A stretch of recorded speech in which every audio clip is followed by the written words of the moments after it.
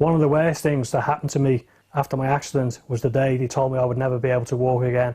It was horrendous, devastating.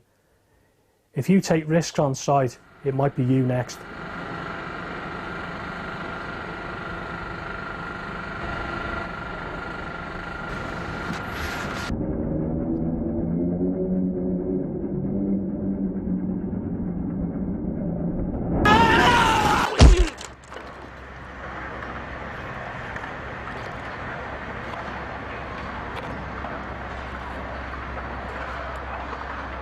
When you're working up high, it's not worth taking any risks whatsoever, because a couple of seconds later you could be hurtling towards the floor.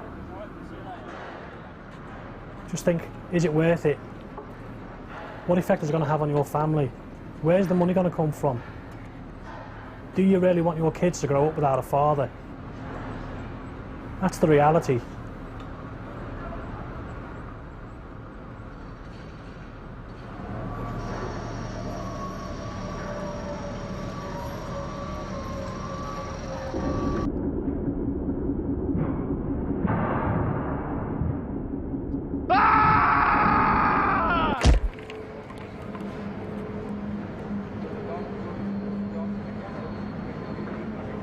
Don't take risks. It's just not worth it. It goes without saying that working at heights is a dangerous business and should be taken very seriously. Now and again, we all have to work at heights, up on scaffolds, on platforms, and working up ladders. But have you ever stopped to think whether you really need to be working at heights? A lot of the time you probably don't. You'd be surprised. Have a think about it next time. If you don't really need to, find another way. Scaffolds and tower scaffolds. You'll see them on just about all of the sites. Putting them together is a big job, and an important one as well. You're best to leave it to those who are qualified.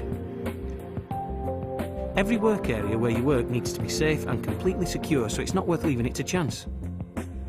If you're working on a scaffold, check there's a scaff tag that states it's safe before you even set foot on it. If there isn't, ask someone why not. Not just for you, but for your mates as well.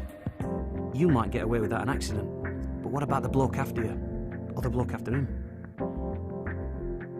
Whatever scaffold you're working on, the platform should have the minimum toe board and 2 handrails. Anything less is not good enough. Let your supervisor know about it right away if it isn't up to scratch. Alterations to any part of the scaffold must only be done by someone who is trained and competent to do so. Same goes for tower scaffolds.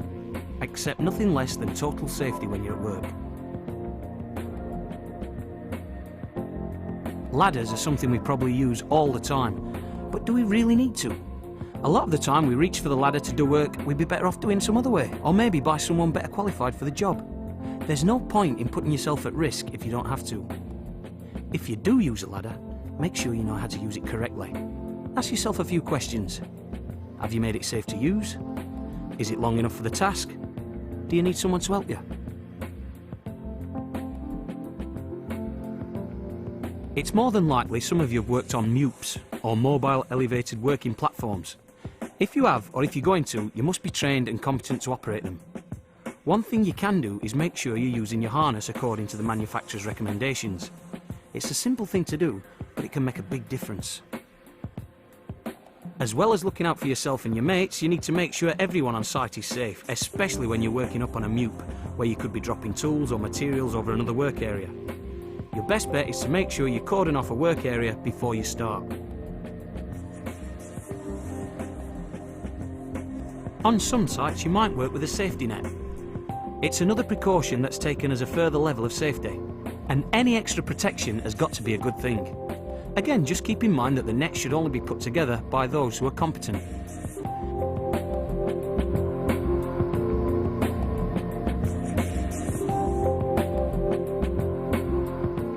You always see excavations around the sites.